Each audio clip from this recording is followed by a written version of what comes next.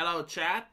Welcome to the show. I was supposed to have Ace 1918 with me today. Unfortunately, he could not make it. So, I will probably have him tomorrow. Anyway, I'm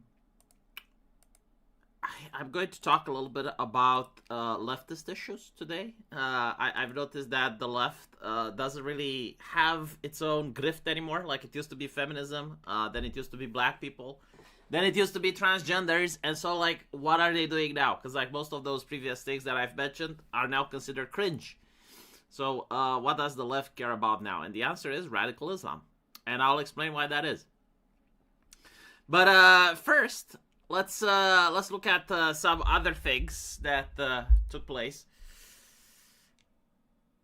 In Ireland, the Ireland president, which apparently should have been that boxer dude, but the way the Irish political system runs, like you don't really you can't really run unless like the parties that are in power allow you to run. Like I really don't get how the Ireland presidency is at, because it's very complex, right? Like they used to be under English occupation, and so like the Irish president doesn't really have the same powers as other presidents in Europe do, and so they're more like a ceremonial figure.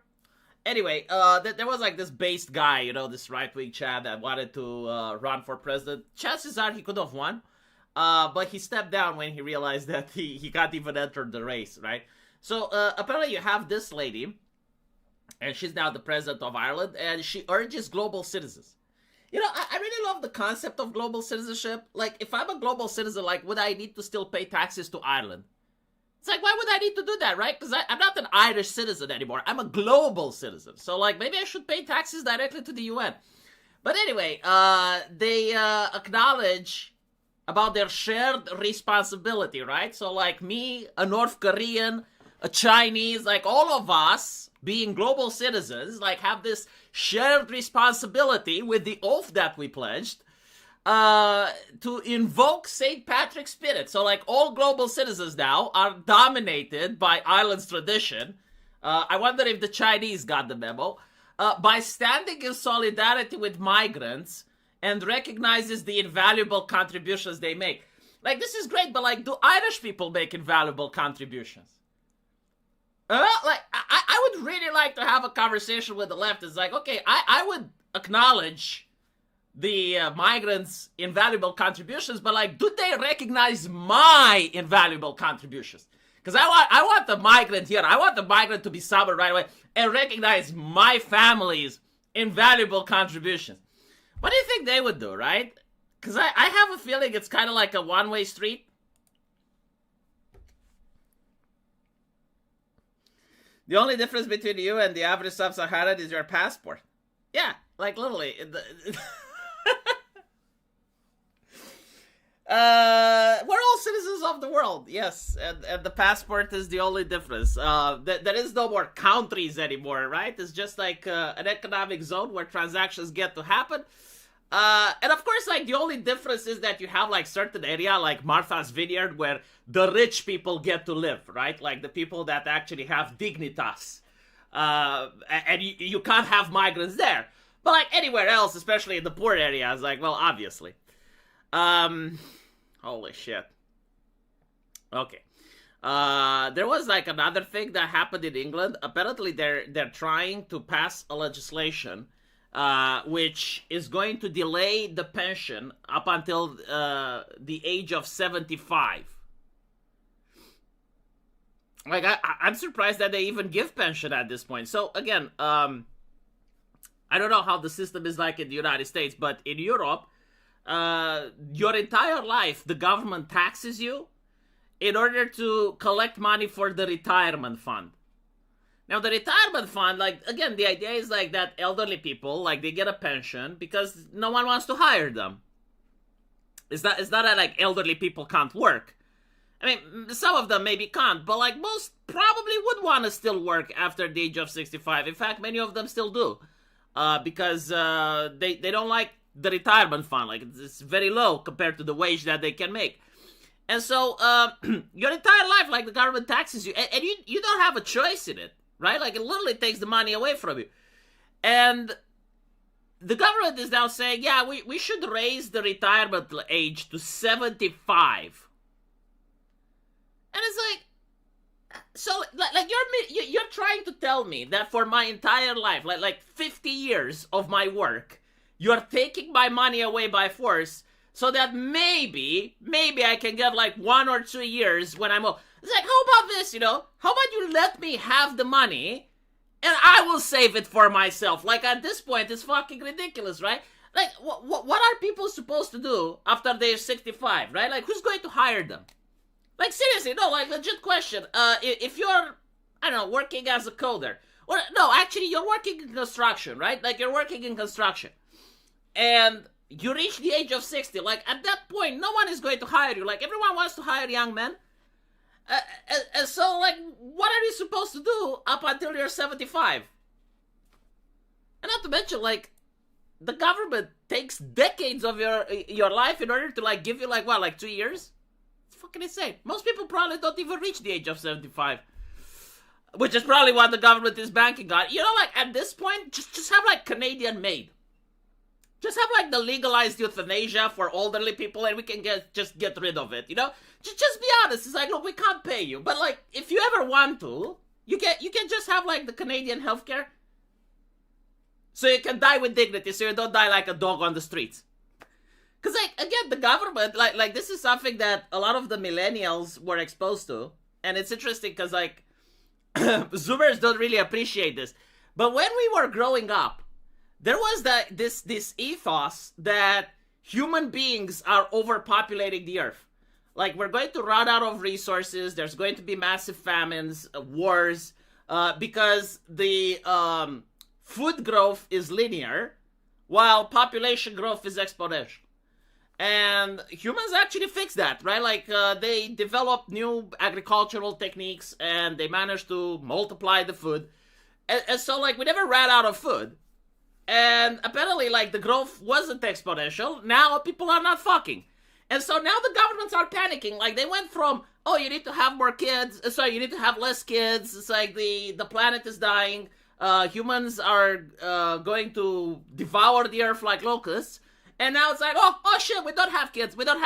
Let's steal someone else's. Migrants. Migrants. Oh, we can't pay for your pension.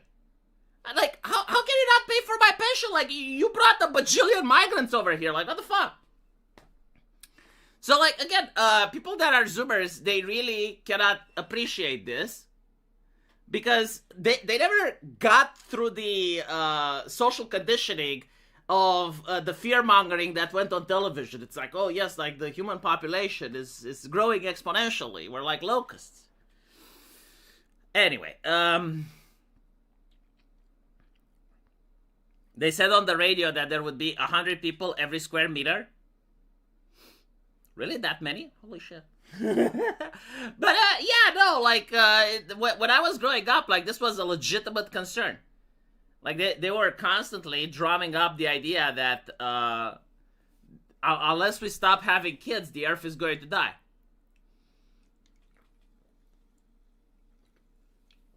Oh, China. China actually had the one-child policy, if I remember correctly. So, it's not just Europe. Like, this was worldwide, a mass hysteria. To be fair, like, I can't really blame them, because, like, they never foresaw the idea that maybe people will listen, and they will actually stop having kids, so. Anyway, let's see. We got a very interesting game coming up, and I want to talk about it a little bit.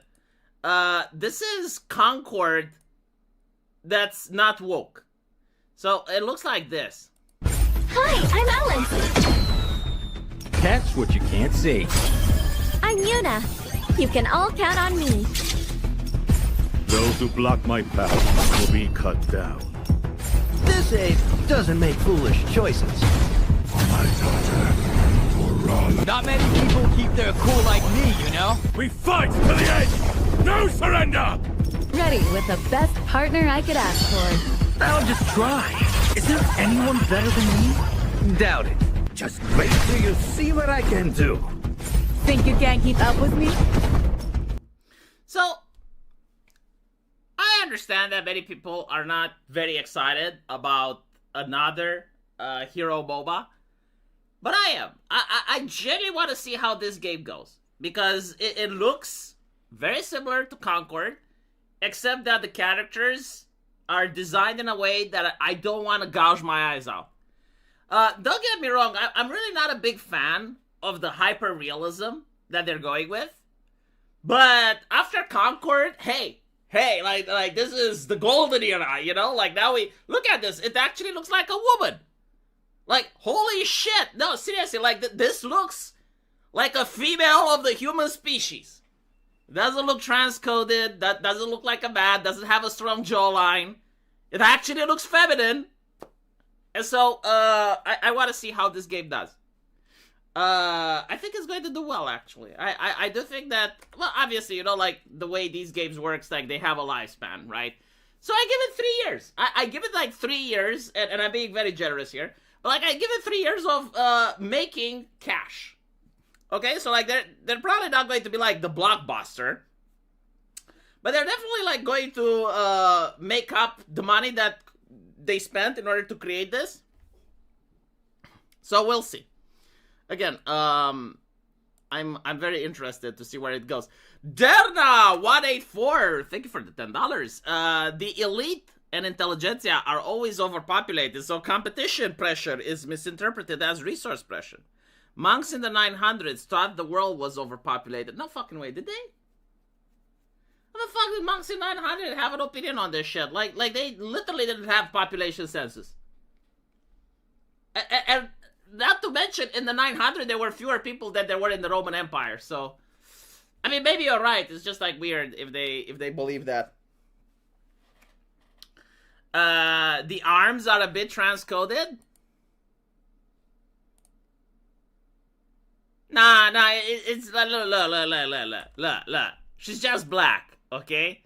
She's just black. It's not, no, like, black people, they look more muscular than they already are. You know, like, bodybuilders do this. Like, bodybuilders get a tan before showing off their muscles. No, it's fine.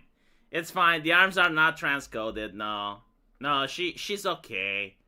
She's okay. Don't try to gaslight me. Don't gaslight the troll. Doesn't work that way.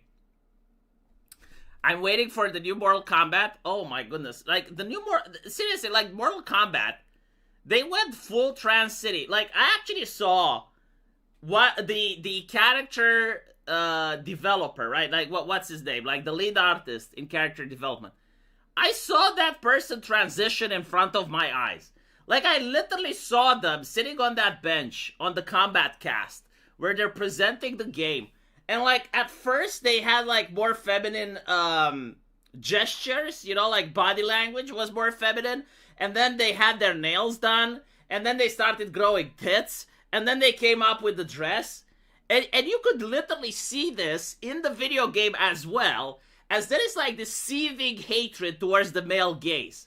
Like, they literally refuse to create sexy female characters anymore. So, like, let me show you what they did. So, let's look at Jade Mortal Kombat, right? And, let me see if I can find the cosplay first. And then you can, then you can see what they did to her. And the funny thing is, the person in question, the trans individual responsible for the character creator, they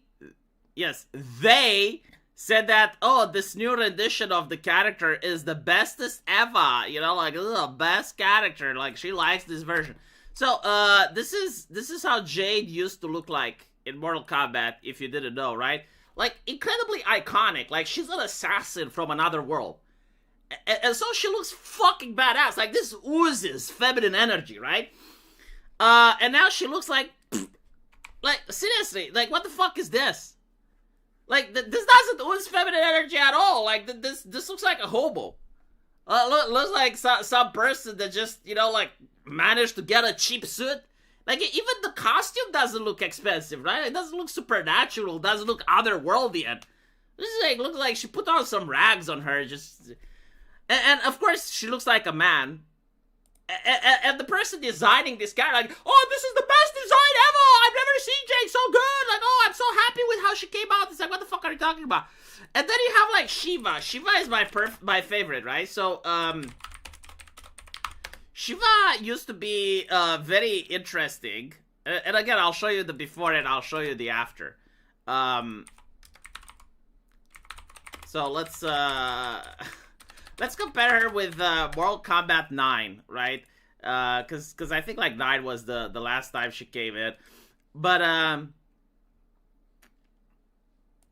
here we go. Right. So Shiva in Mortal Kombat 9, she looked like this. And it was like kind of interesting. Like she was like this muscle mommy, right? Like she had 4 arms and shit. But like she had a 10 out of 10 body, so I kind of like the butterface thing that they were going with. Like she looked feminine though, right? Like she does look monstrous, but at the end of the day, like her body was like a perfect feminine form. And now instead of Shiva, you have Shivu. So like Shivu, like look at this shit. It's literally a guy. It's literally a guy. Like there's no femininity here, right? Like there's no femininity, and there's no titties either. Cause like again, it's kind of like a guy with gynecomastia, like. Maybe he's got like a testosterone dysfunction, and so his body started producing a little bit of estrogen, and so he grew tits. It's like, right? Like, again, I saw the person designing these characters transitioning in real life, and I think their goal and purpose is to hire straight people and ask them, do you like this? And if they do, they change it.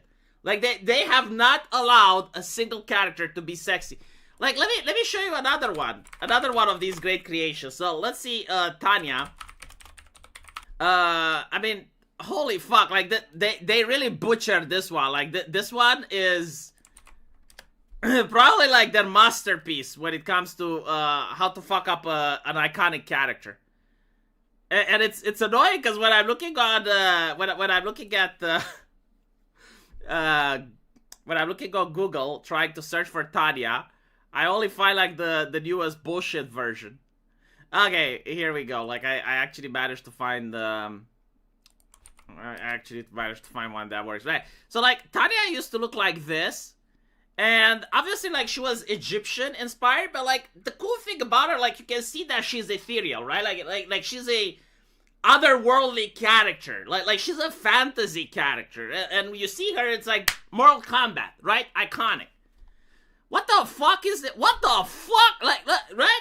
Like, what the fuck? Like, I'm willing to bet that the Egyptian Minister of Foreign Affairs is yet again going to have to call NetherRealm and be like, hey, Egypt is not part of African, we're not South-Saharan. We're not South-Saharan, like, this is different culture for fun. But anyway, right, like, what the fuck? Like, see, like, I don't even want to play this character. It's not heroic looking, it's cringe. It's great. You can tell it was made by the Americans. Like, I'm willing to bet if people from Africa were to actually design, like, their own character, it would look fucking good. Because, like, this is the bar right now. This is like they have to go a little bit over this in order to be classified as entertaining. I think they can make it. I think the people from Nigeria can design a better character than this shit. Like, what the fuck is this? And not to mention, like, black women have big tits. What the fuck, huh? I think she's, like, transracial. I think she's, like, trying to cosplay as... Yeah, no, it's just, no. Like, and the thing is, like, it's a fighting game, right? Like, the characters are supposed to be oozing with personality. Like, I'm supposed to buy skins for these characters. I'm trying not to vomit when I look at them. Like, they're so badly designed. They're so fucking cringe. And it's Mortal Kombat. Like, Mortal Kombat used to have, like, you know, the most iconic characters in video games. Second only to Street Fighter. Yeah, brother, you, brother. SRC Maker, thank you for the $5. I think the monks would believe, be fruitful and multiply, and her arms are fine. She just needs bigger tits. I love how you wrote it.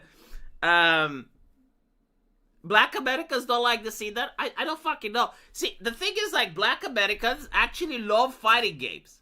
And they're really good at them. I don't know why. But right now, the best player at Mortal Kombat is a homosexual furry that's black. His name is Sonic Fox. Like he actually is the champion of evil. And, I don't know how he feels about them. And honestly, like, I don't think they're allowed to say, because they have sponsorships and shit, and if they start saying, well, I don't like this character because it's kind of transcoded. But the thing is, like, again, like, the guy is a homosexual furry, right? So, like, maybe his preferences are, like, when it comes to women, he doesn't give a shit. Because he's not into women, right? It's not his fault. It's like, he's born that way. But it's kind of stupid to ask, like, a homosexual guy, hey, like, how is this woman? You know, it's kind of like asking a straight guy to assess other men. Like, is Johnny Cage sexy? I'll be like, fuck, I don't know. I guess maybe.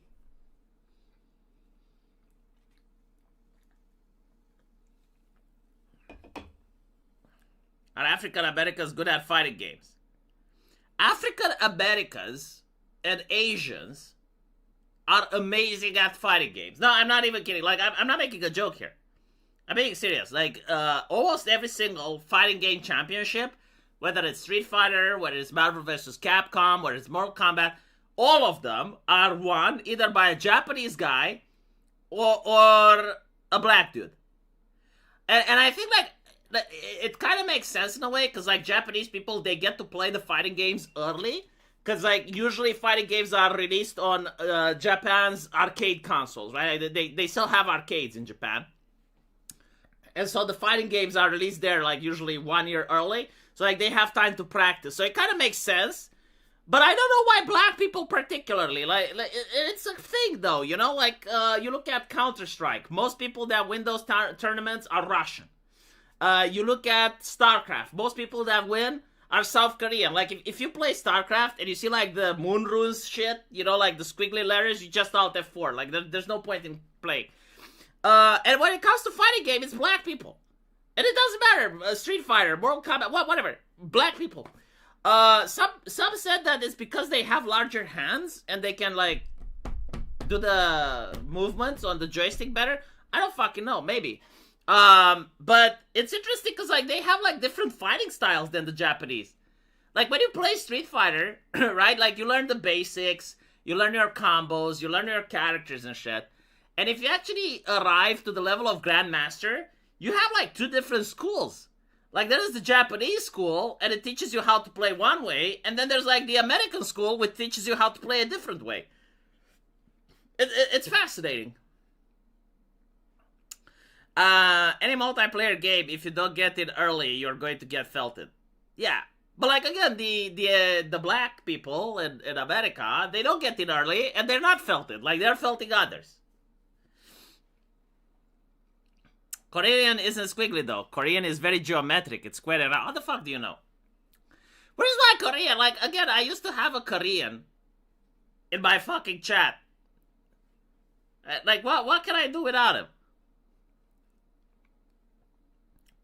Korea versus Europe in League of Legends. League of Legends is kind of weird. Like, sometimes it has Asian teams winning. Other times it has European teams. I don't think, like, America ever won a single League of Legends championship. Unless they cheated. They make, like, a tournament only in America. Women have never won a League of Legends championship either. So, there's that. It's kind of weird, though, right? Like, this really blows the mind of progressives that want to point the idea that men and women are the same, even though everyone with a brain can see that they're not. And, you know, like, they took the idea that men and women are the same under the law, which is fine, but they're like, no, men and women are the same biologically. It's like, motherfucker, have you ever hanged out with women? Like, don't you have sisters? Like, what the fuck is wrong with you?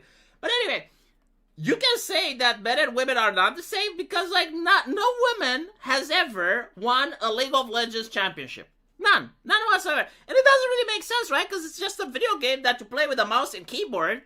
Like, it's not a physical activity. And obviously, you know, there are women that maybe try to master the game, but for some reason they can't. And I think it's because of reflexes and shit. Like, it has to be, right? Like, there's no other explanation. It's like hand-eye coordination. That's it. That's literally what the game is about. It's hand-eye coordination, and it seems that it's not even that men are better at it. It's that young men are better at it. Because, like, you don't see a 55-year-old going into League of Legends and winning the championship either. Right? Like, that's also interesting, right? Like, why wouldn't an elderly man manage to be good at League of Legends? Like, assuming he doesn't have Parkinson's disease or whatever. Because, like, again, all you need to do is to hold the mouse and a keyboard, right? But it seems that, no, like, men over the age of 40 can't win. Women can't win. It's only young men. Women are less interested. No, like, look, on average, sure. Right, like, on average, sure. But, like, you're telling me out of the entire female population, like, we have, like, what, like, 350 million people in America, right? So, like, out of 125 million, you can't find 5 women that would be interested in League of Legends? I don't buy that. Like, in fact, I actually know a couple of girls that did play League of Legends intensely. And, again, they don't qualify. Like, they're not as good. So, no, it's like, there's also another thing. Like, I think there's a ceiling, right? Like, every single person has a ceiling at video games. Like, it doesn't work that way. Like, if you play Counter-Strike 24/7, like, your entire life, you're just playing Counter-Strike. That doesn't mean you're going to become an expert at it and you're going to get into a competition, right? Like, people are going to reach a ceiling and maybe you'll go, like, into gold or platinum or whatever, and that's your level. And no matter how much you play, no matter how much you train, you will never get past that ceiling. And so, I think it's the same with the women. And I don't believe it's like, oh, they're not playing enough. SRC Maker, thank you for $10. V, come on, it's simple. It's the same reason I know hit curbs and need my Tesla to park itself to stop running rims. There you go, you get it. Hand-eye coordination. Yeah, I think it's hand-eye coordination. I also think that young people, they experience time differently. Like, this is actually a known fact, right? Like, when you're young, the years go by slower, and the days are longer. And the reason is, like, the smaller the body, the more frames per second your brain perceives, right? So, like, again, like a young person, and it's a very small difference, but apparently it's enough to matter in a competitive game. But yeah, like, young people perceive time slowly. Well, slower than an adult, so. Anyway,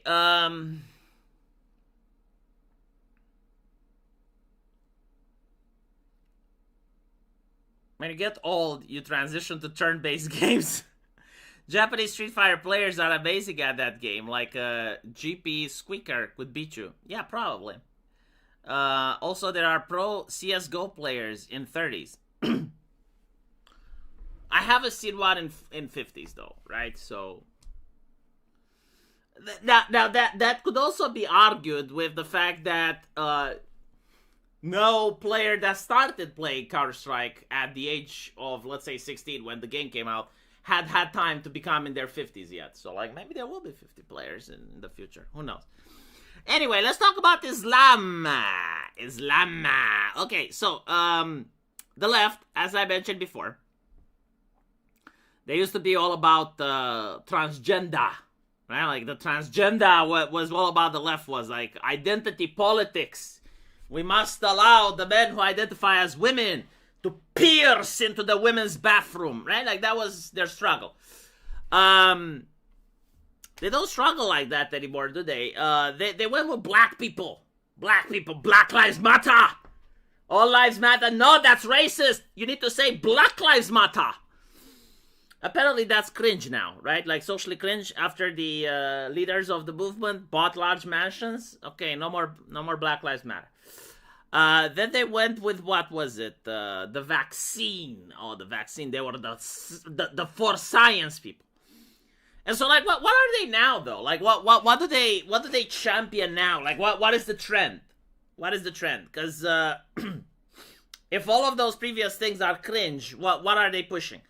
And it's very interestingly, because, like, they're pushing exactly what the far right is pushing, for different reasons, though. And that is Free Palestine, with the Palestinian flags, right? And they go, like, they don't say, like, can you say trans women are women? Say it! Say it, bitch! Say it, trans women are women, say it, okay? They don't do that anymore. Now it's like, say Free Palestine! You need to say it!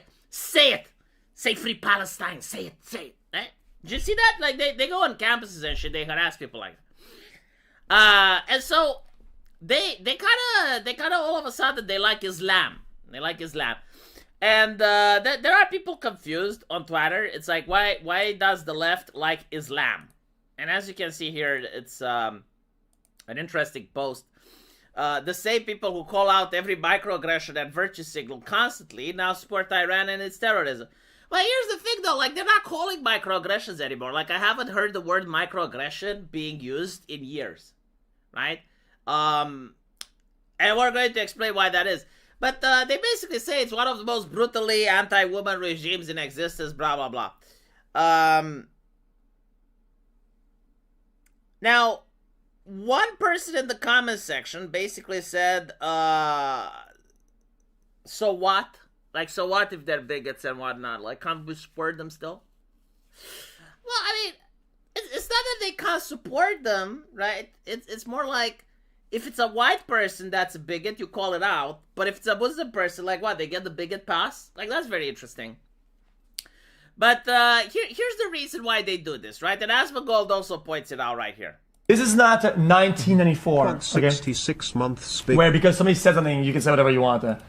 But the guy could. It's not. I mean, like, if somebody makes you mad in chat, then it's not like you're gonna. So you can be anti-American, anti-Israel, and anti-white, but if you're not nice to terrorists, you're the bad guy. Well, yeah, because the left, like the left wing, like, and leftist spaces have been taken over by, like, I think a lot of them have been taken over by radical Islam. The thing is, though, like, it's kind of weird. I would say they're not Muslims, right? Like, if you ask a leftist about Islam, they don't know shit. Like, if you ask them what are the 7 pillars of Islam, they don't know. Like, I would be surprised if they even know what Ramadan is. I mean, I'm pretty sure, like, they know it exists. But if you ask them, like, what is a Muslim supposed to do during Ramadan, they don't know. And so, like, what exactly does it mean that they're for Islam? Well, it means that if you say anything negative, or if you say, like, Israel has a right to exist, they will attack you, right? You know? And they will also carry water. It's like you can't say anything negative about Muslims. You can't say anything positive about Israel. And that's the far left now. Now, see, the far right is kind of similar, but they do it for different reasons. Now, let's analyze why the left is doing it. Well, the left is doing it is because they hate Western ideology. That's literally it, right? Like, they're looking for excuses. They're not, like, interested in what the current trend on fuck the West is. Like, if it's Islam, they will adopt Islam. If it's communism, they will adopt communism. If it's Black Lives Matter, they will adopt literally anything that's not Western. Simply because of the very fact that it's not Western. Now, why does the right wing do it? And again, it's not the entire right wing. Well, because they're anti-Semitic, like, and proud of it. Like, they, you know, like Nick Fuentes. Like, Nick Fuentes, if you ask him, like, Nick, are you anti-Semitic? He will be like a Chad. Yes. Okay, so, like, it makes sense that if there's a conflict between Israel and Iran, like, he's going to support Iran. If there's a conflict between Israel and China, he's going to support China. If there's a conflict between Israel and AOC, he's going to support AOC, right? Like, it's not rocket science. Like, the man has a compass. He's got a North Star. But with the left, it's interesting because they're not anti-Semitic, unless they don't claim they are, right? Like, with the left, it's just like, well, what is anti-Western? And so, like, they don't really care about AIPAC and Israel or any of those things, right? Like, the only thing that they do care about is that, well, who is the West siding with? The West is siding with Israel. Okay, well, we're going to side with the other guys.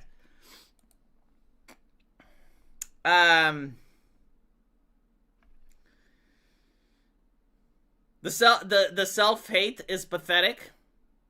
Yeah, I mean, I don't even know. Here's the thing. Not all of them genuinely hate the West. What they want is belonging. Like, they want to belong with other leftists, right? And so, like, if the other leftists are saying that they don't like Israel and they like Palestine, then they have to say that they like Palestine as well. They don't even know what the fuck Palestine is. Like, if you take a map and you show it to them, they don't know. I'm actually, you know, I would be shocked, and I'm not even kidding. I would be shocked if Hassan Piker can point to Palestine on a map. I don't think he can, unironically, okay? But, like, there are videos of this where you have, like, protesters, students, right? So not just, like, any protest, just students. And they're basically being asked, they're chanting like from the river to the sea. And you have a guy with a microphone going into the crowd. They're going like, what river? What sea? They don't know, right? Because, like, again, like, they don't care about the issue. The issue is not the issue. Like, they want to be there to belong. Like, they want to be there with their friends to have fun, you know, to be viewed as they care about social issues. That's why they're there. AOC doesn't know where Venezuela is. To be fair, I don't know either. I'm not even going to lie. I have no fucking idea where Venezuela is. I don't know where Cuba is. I don't know where Iran is. And I don't know where Palestine is. I can't point it on a map because it's tiny, but like I know where it is. But yeah, is Palestine smaller than Liechtenstein though? Huh? How many people are there in Gaza? Hold on, let me check. How many people do you have in Gaza?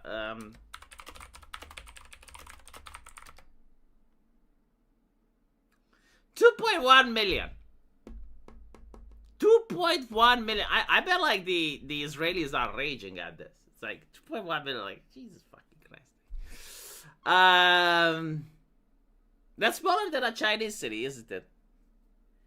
Venezuela is in South America. Oh no fucking shit, I thought it's in Europe. Yes, I know it's in South America, but where? Like, if I show you a map, can you point at it? 2 million is a lot? No, it's not. 2 million is like smaller than a city, dude. I bet like it's smaller than London. Oh, hold on, let me check how many people there are in London.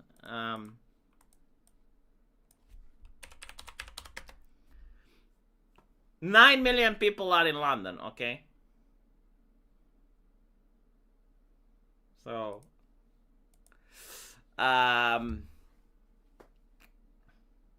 a little less than Belgrade. That's a lot. Well, I know why it's a lot, okay? Most people don't understand how the Palestinians are playing the game. They have this thing called the jihad. The jihad of the womb. Like you can look it up. It's a thing, right? The jihad of the womb. So like basically they want to have as many kids as possible in order to keep making martyrs.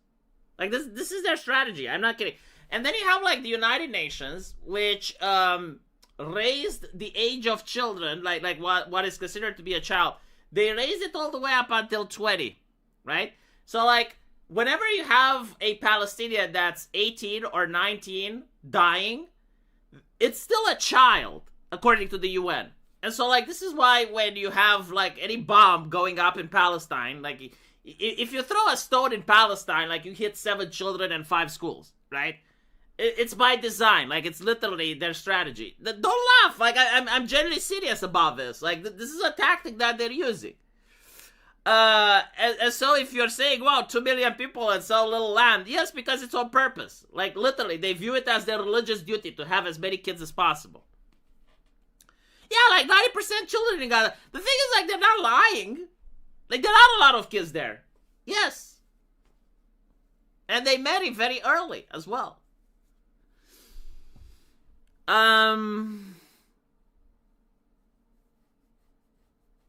Londonistan. It's got too many Japanese to be Londonistan yet. I actually went to London. It's interesting. Like, there are neighborhoods where you go and you don't see a single white person, but you don't see Muslims either. So like you can go to this Chinatown and there's like filled with Chinese, and there's another place where you see Japanese on the street, and then you go and it's the Muslim quarter. And you literally feel like you're in Qatar or something, because you have like all these women wearing burqas, but you look at their shoes and there's like some of the most expensive Gucci shoes you can imagine, and their purses as well probably cost more than my house. And then you go into another, and still I couldn't find the white people. Like I went to London, like the only white people that I found were in my hotel, and they were speaking Romanian. Like, they were the ladies that were cleaning the hotel. And I was like, oh, okay, finally found Romanians. We have that in New York, too. But it's not Chinatown. It's Flushing. Oh, my God. My country borders on Venezuela because island colonies. Ah, I see. Venezuela is the most northeast country in the Southern America. Okay, now I know. Oh my goodness. I can point Venezuela on a map.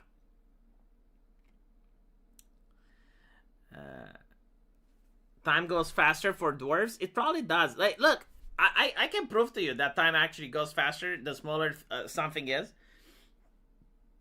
Ever notice that if you try to swat a fly, it manages to fly away before you can swat it?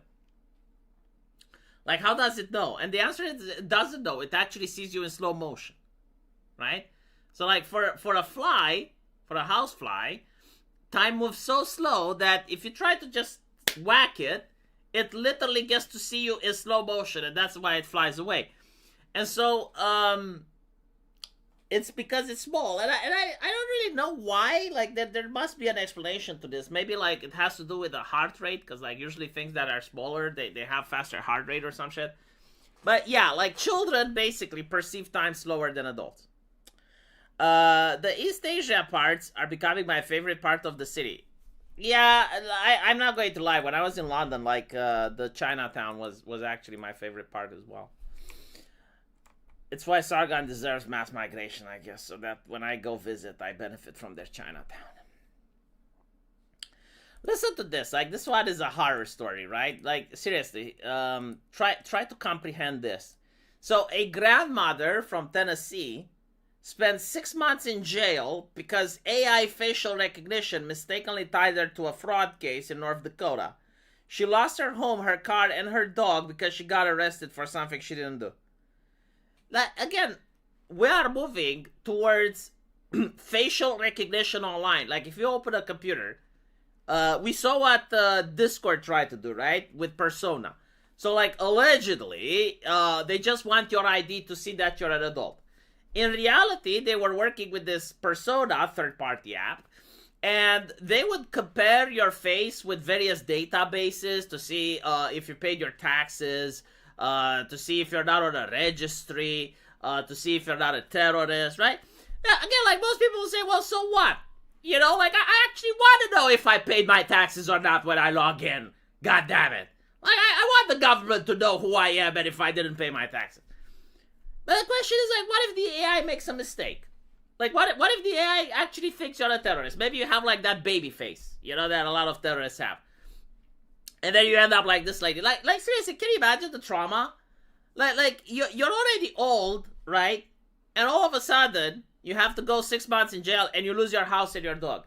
Like, this legitimately happened to a person. Like, there's a human being that someone grandmother actually went through this because the AI made the mistake.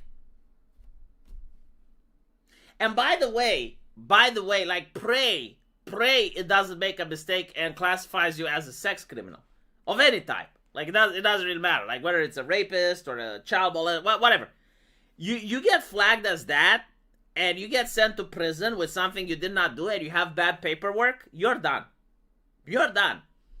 It's, like seriously, this level of hands-off approach where no human being is on the line in order to verify if it's a mistake or not is fucking insane. But this is the future. Like, this is where we're moving to, so.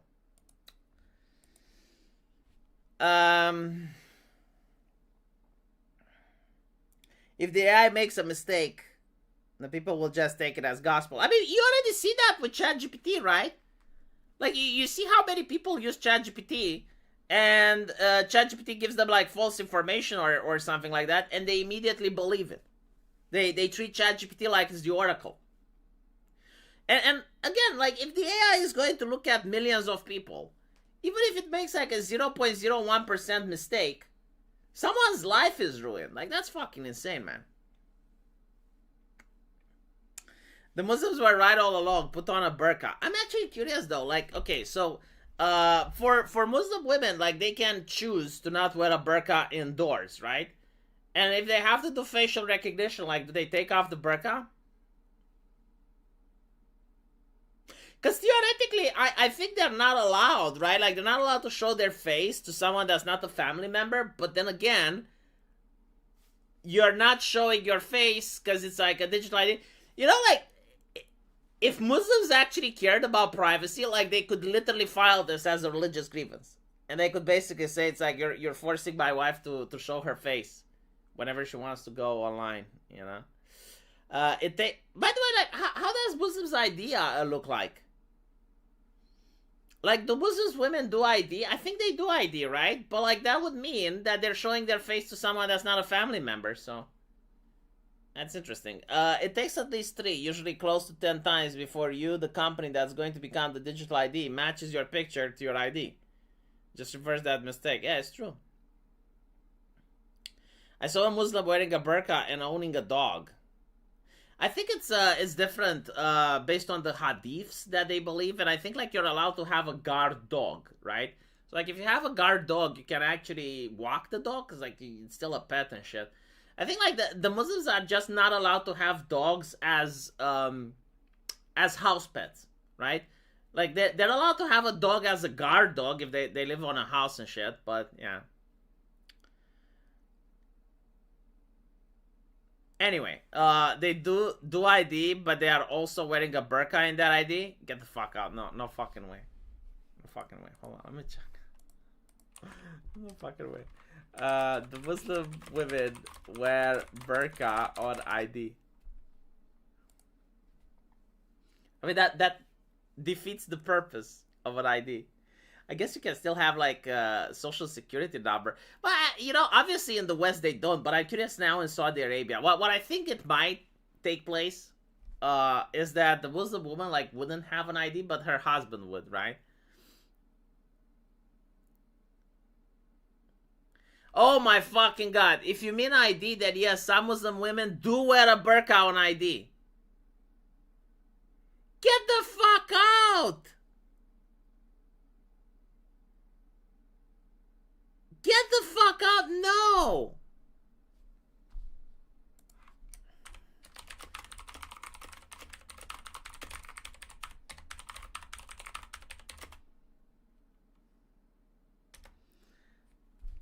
I refuse to believe this.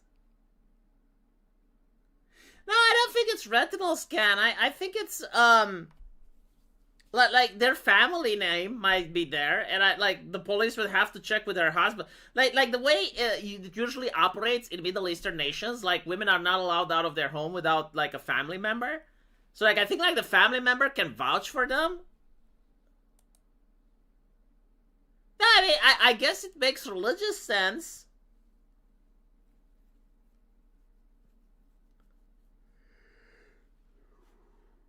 So on passport, apparently no, because most photo ID requires full face. Official rules in the UK, US, Canada all allow certain religious head coverings. So the common pattern is like hijab, headscarf. Burqa niqab is true in some Middle Eastern countries. Okay, right. So like in Saudi Arabia, Qatar, like those countries, I think you can wear the ninja outfit, but like you're not allowed to wear it in Europe. Okay, makes sense. No, the hair is in European countries, right? Like they can wear the scarf thingy, the hijab. They can wear it in UK and Canada, and apparently like in Qatar and other Middle Eastern places, like they can actually wear the full veil.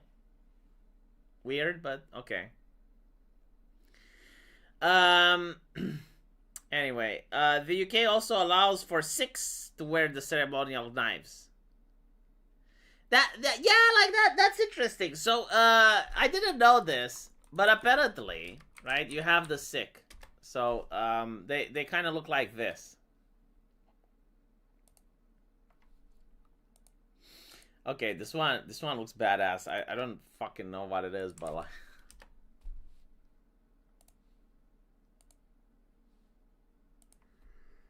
so like I've been told that in India the Sikhs are pretty chill.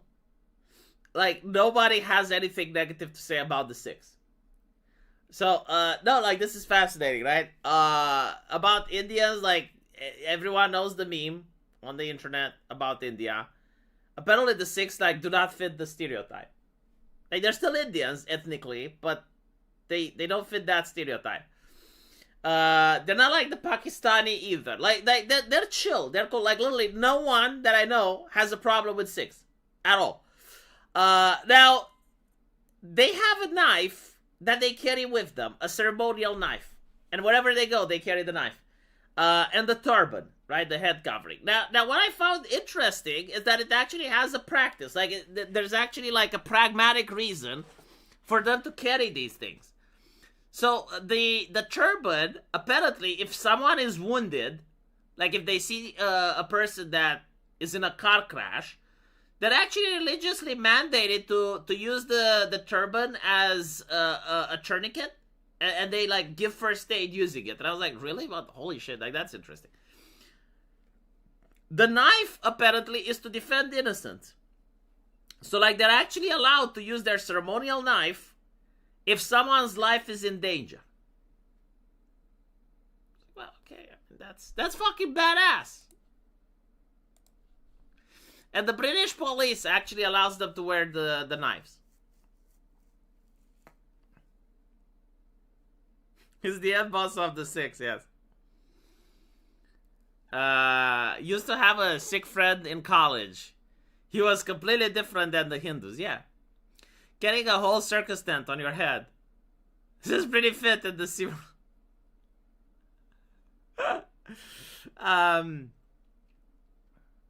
The Sikhs seem to be okay from all I've read, but I've never known one. No one has known one.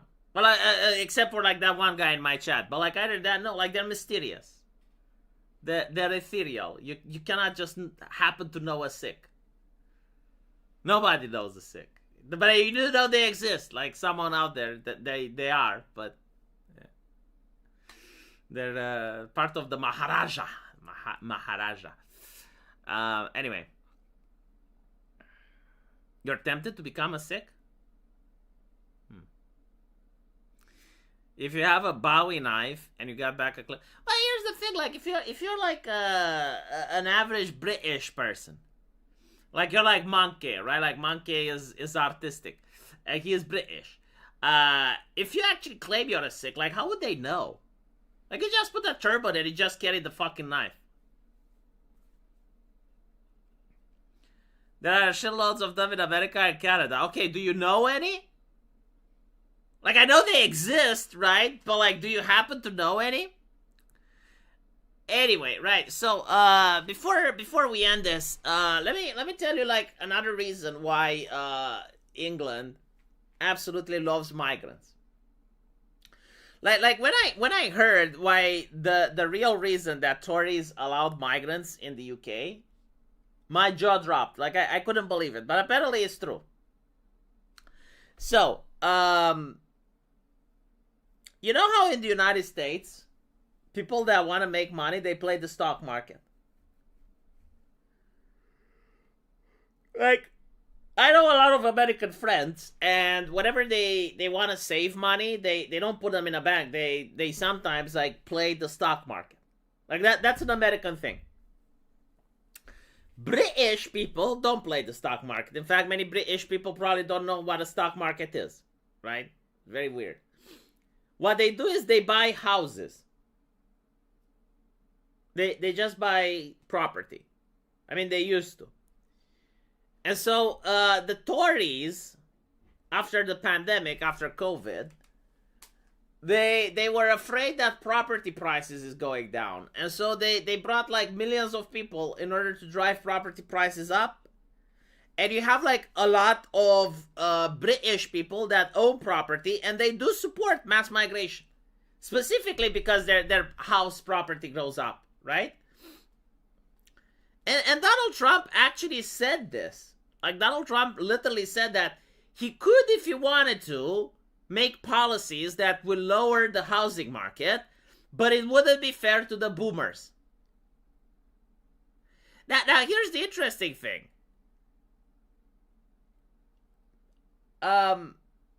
It's probably not fair to the boomers. Like, put yourself into the position of a boomer, right? Like, you work your entire life, and you want to have savings, so, like, you buy a house, not to live in it, but, like, when you're old, when you're 65, you don't want to starve to death, right? And so, like, imagine if a government made policies and devalued your house.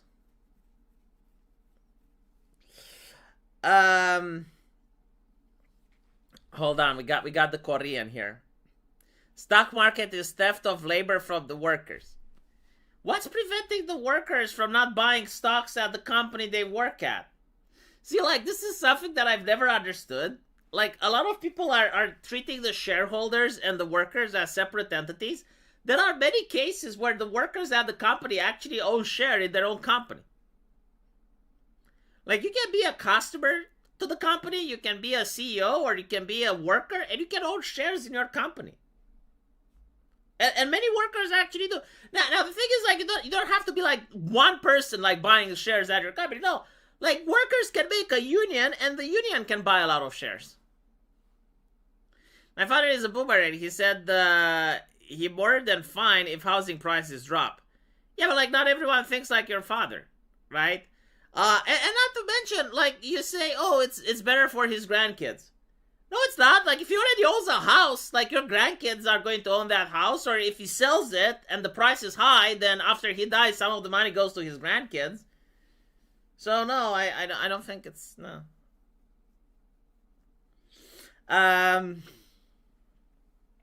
Go-ups in America are not exactly common. Like, look. The option is there. If people choose not to do the option, I mean, that's on them, right? But like in Europe, there are many cases of this, where you have a company and the workers in that company actually own share for the company they work at. Most stocks don't pay dividends. It doesn't matter if they don't pay dividends. Like, again, you can literally just buy shares, and if you have enough, you actually get a place on the board, and you can make executive decisions. Every company I worked at, I own stock. See, like, chat, look. In that company, it's usually part of our pay packages. Oh, well, you got pay packages. But like, again, there are people that genuinely buy stocks because they want to buy stocks.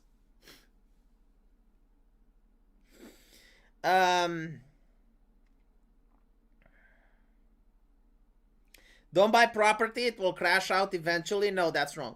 Always buy property. I think like property is actually better than gold, to be honest. Property always has value, right? Now, obviously, depends what you buy, right? But that there are like food, property, right? So like food, land, and bullets. These are like the three sacred things, even more sacred than gold. If you have, because like there has not been a single time in human history where food, land, or bullets had no value. Not once. And they resist against inflation. They, you know, like I actually like this this video game. I think it was called Metro. Yeah, where you actually use bullets to buy and sell things. So, property is not better than precious metals. It depends, like, how much money you're saving, right? Because, like, if you have, like, $100,000, like, how many precious metals do you need? And how easy it is to get rid of them? Like, let's say you have $1 million worth in diamonds. How easy it is to, like, get those diamonds out and get your million? It's probably not that easy, right? And so, like, what if you just have a house? How easy it is to sell a house? Well, a lot more easy than selling $1 million worth of diamonds. Wages are theft from the stockholder to the owner. That's great, dude. Lower the property value, less inheritance tax. My kids will have to pay on it, and lower property tax. What if you don't have to pay a tax based on the value of the house? What then? I wonder if, like, in the UK, you have to pay property tax that's directly proportional to the value of the house, because not every country has that. Like, for instance, in Romania, we don't have that.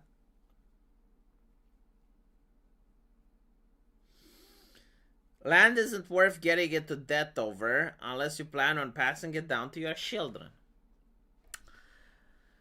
Anyway, Yeah, property tax is bullshit. It was actually put after World War II, and it was supposed to be a temporary measure, and now every nation does it. Anyway, tomorrow I will probably have Ace 1918, and we will gossip about Short Fat Otaku. I know that Dev will love this, so he's probably going to watch as well. Hopefully, I will see you guys there.